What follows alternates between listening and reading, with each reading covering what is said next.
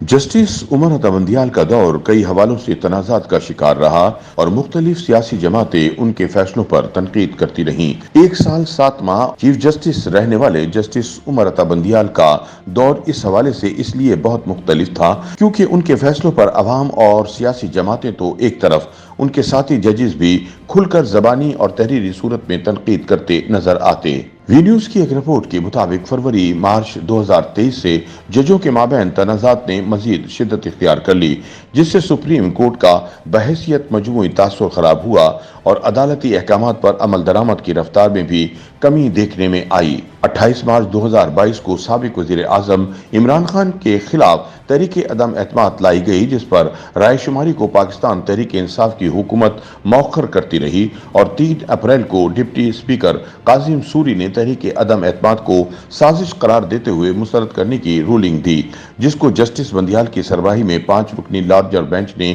کالعدم قرار دیتے ہوئے رائے شماری کا حکم نامہ جاری کیا۔ اسی دوران صدر مملکت ڈاکٹر عارف علوی نے اسمبلیوں کی تحلیل کے حوالے سے بھی ایک حکم نامہ جاری کیا، جس کو بھی سپریم کورٹ نے مسترد کرتے ہوئے اسمبلیوں کو بحال کیا اور تحریک عدم اعتماد پر رائے شماری کا حکم جاری کیا۔ 9 اپریل کو رات کے وقت سپریم کورٹ کی عمارت کھولی گئی اور پھر تحریک عدم اعتماد منظور ہوئی، جس سے عمران خان کی حکومت کا خاتمہ ہوا۔ پاکستان تحریک انصاف اس عدالتی فیصلے کو متنازع کہتی ہے، جبکہ باقی سیاسی جماعتیں اس سے متفق نظر آتی ہیں۔ چیف جسٹس عمر عطا بندیال کے دور کی سب سے متنازع چیز ان کا 3 رکنی ہم خیال بینچ تھا، جس نے ملک کی سیاست اور حکومت کے بارے میں انتہائی اہم فیصلے کیے۔ چیف جسٹس عمر عطا بندیال اس 3 رکنی بینچ کی سربراہی کرتے رہے اور ان کے ساتھ جسٹس اعجاز الاحسن اور جسٹس منیب اختر بینچ میں ہمیشہ شامل رہتے۔ اس بینچ کی تشکیل پر متعدد بار اعتراضات اٹھائے گئے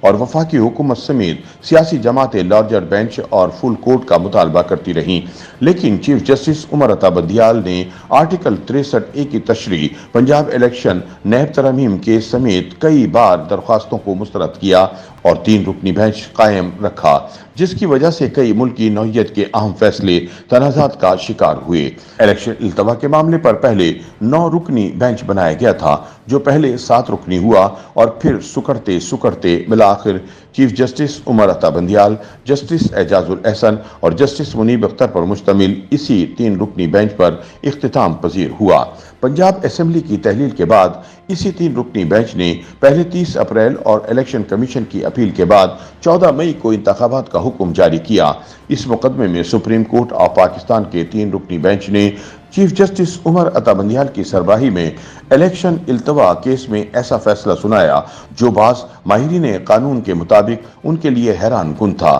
اس 3 رکنی ہم خیال بینچ نے الیکشن کمیشن کے فیصلے کو کالعدم قرار دیتے ہوئے پنجاب میں 14 مئی کو انتخابات کرانے کا حکم دیا اور ساتھ ہی انتخابات کا سارا شیڈول بھی بنا کر دے دیا۔ گزشتہ مہینے الیکشن کمیشن کی نظر ثانی درخواست مسترد کرتے ہوئے 14 مئی کو انتخابات کا فیصلہ برقرار رکھا، لیکن حیران کن طور پر کسی کے خلاف توہین عدالت کی کارروائی نہیں کی گئی۔ اس کیس میں پاکستان تحریک انصاف کے علاوہ تمام جماعتیں اس بات پر زور دیتی رہیں کہ سماعت کے لیے فل کورٹ یا لارجر بینچ بنایا جائے، لیکن استدعا مسترد ہو گئی اور فیصلہ اسی 3 رکنی بینچ نے سنایا۔ پنجاب الیکشن التوا کیس میں ایک اور بحث شدت اختیار کر گئی تھی کہ آیا یہ فیصلہ 4-3 کی اکثریت سے مسترد ہو چکا ہے یا 2-3 کی اکثریت سے منظور، کیونکہ کچھ ججوں نے اس بنا پر یہ مقدمہ سننے سے معذرت کر لی تھی کہ اس مقدمے کو از خود اختیارات کے تحت سننا سپریم کورٹ کا اختیار نہیں۔ آئین کے آرٹیکل 63A کی تشریح کے معاملے میں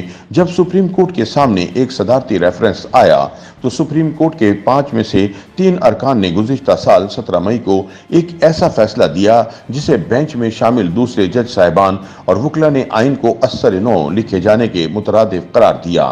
اس فیصلے کو آئینی اور قانونی ماہرین نے ملک میں سیاسی عدم استحکام کی بنیاد قرار دیا۔ اس مقدمے میں عدالت کے سامنے بنیادی قضیہ یہ تھا کہ آیا پاکستان تحریک انصاف کے وہ اراکین اسمبلی جنہوں نے پنجاب اسمبلی میں تحریک عدم اعتماد کے موقع پر پارٹی لائن سے ہٹ کر ووٹ ڈالے، کیا ان کے ووٹ شمار کیے جائیں گے یا نہیں، اور کیا وہ بدستور ممبران اسمبلی رہیں گے؟ تو اس پر سپریم کورٹ کے اس 3 رکنی بینچ نے وہ فیصلہ دیا کہ جس سے مذکورہ ممبران اسمبلی نہ صرف نااہل ہو گئے بلکہ ان کے ووٹ بھی شمار نہیں کیے گئے۔ सुप्रीम कोर्ट के इसी 3 रुकनी बेंच ने पंजाब असेंबली के डिप्टी स्पीकर दोस्त मोहम्मद मजारी की इस रूलिंग को खिलाफ कानून करार दे दिया था, जिसके तहत पाकिस्तान मुस्लिम लीग के सदर चौधरी शुजात हुसैन के बतौर पार्टी सदर उनकी हिदायत के खिलाफ दिए गए वोट मुस्तरद किए गए थे। इसी अदालती हुक्मनामे के बाद हमजा शहबाज की जगह पाकिस्तान तहरीक इंसाफ के इत्तेहादी चौधरी परवेज इलाही वजीर आला मुंतखब हो गए थे।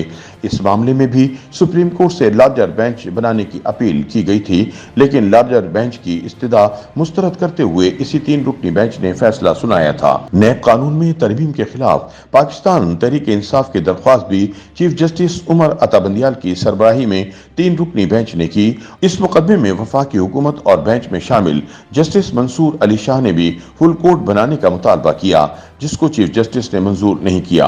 गुज़िश्ता इत्तेहादी हुकूमत ने सुप्रीम कोर्ट और चीफ जस्टिस के इख्तियारात को रेगुलेट करने के लिए प्रैक्टिस एंड प्रोसीजर और रिव्यू ऑफ जजमेंट्स एक्ट के उन्वान से 2 पार्लिमानी एक्ट्स मंजूर किए। प्रैक्टिस एंड प्रोसीजर एक्ट में चीफ जस्टिस के असखुद नोटिस और बेंचों की तश्कील के इख्तियारात को 3 सीनियर तरीन जजों की कमेटी के सुपुर्द किया गया, जबकि रिव्यू ऑफ जजमेंट्स एक्ट में असखुद इख्तियारात के तहत सुने जाने वाले मुकदमात में अपील के दायरा कार को बढ़ा दिया गया। जस्टिस बंदियाल की सरबराही में एक बेंच ने प्रैक्टिस एंड प्रोसीजर एक्ट को अदलिया की आज़ादी पर हमला करार देते हुए इस पर हुक्म इम्तना जारी किया, जो कि बदस्तूर कायम है, जबकि रिव्यू ऑफ जजमेंट्स को कलअदम करार दे दिया गया। 17 सितंबर से चीफ जस्टिस का मनसब संभालने वाले जस्टिस काजी फाइज ईसा ने प्रैक्टिस एंड प्रोसीजर एक्ट पर हुक्म इम्तना के तनाजुर में इस साल मार्च में एक फैसला जारी किया। प्रैक्टिस एंड प्रोसीजर एक्ट पर फैसला नहीं आता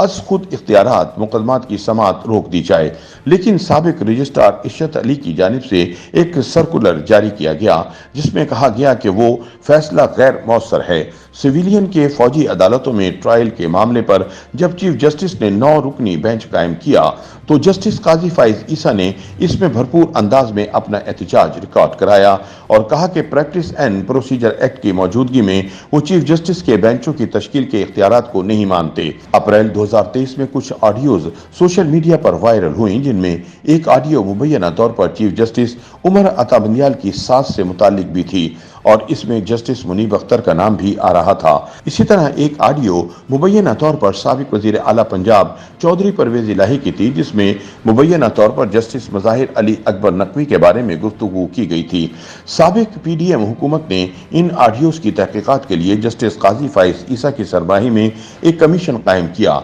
ताहम 26 मई को चीफ जस्टिस की सरबराही में 5 रुकनी बेंच ने कमीशन की तश्कील का नोटिफिकेशन मुअत्तल करते हुए इसे काम करने से रोक दिया और करार दिया कि किसी भी हाजिर सर्विस जज की बतौर कमीशन तैनाती के लिए चीफ जस्टिस की इजाजत जरूरी है। 12 सितंबर को चीफ जस्टिस ने मफादात के टकराव के उसूल के तहत ऑडियो लीक्स कमीशन के खिलाफ दरख्वास्तें सुनने वाले बेंच में अपनी शमूलियत पर वफाकी हुकूमत के एतराज़ात को भी मुस्तरद कर दिया। बादशाह रिटायरमेंट से चंद रोज कबल ऑडियो लीक्स कमीशन पर चीफ जस्टिस उमर अता बंदियाल ने अपनी सासू मां परवेज इलाही, मज़ाहिर अली नकवी, आबिद जुबैरी समेत तमाम इमरान ज़ादों को एनआरओ दे दिया और केस की समाअत करने वाले 3 जजिस पर उठाए गए हुकूमती एतराज़ात को अदलिया की आज़ादी पर हमला करार देते हुए मुतफर्रिक दरख्वास्त मुस्तरद कर दी। YouTube पर गूगली न्यूज देखने के लिए youtube.com की सर्च बार में गूगली न्यूज टीवी टाइप करें। गूगली न्यूज के पेज पर सुर्ख रंग के सब्सक्रिप्शन वाले बटन पर क्लिक करना ना भूलिए। YouTube पेज पर अपलोड होने वाली वीडियोस से बाखबर रहने के लिए बेल आइकन पर क्लिक कीजिए। आपको हर नई वीडियो के बारे में नोटिफिकेशन मौसूल हो जाएगा।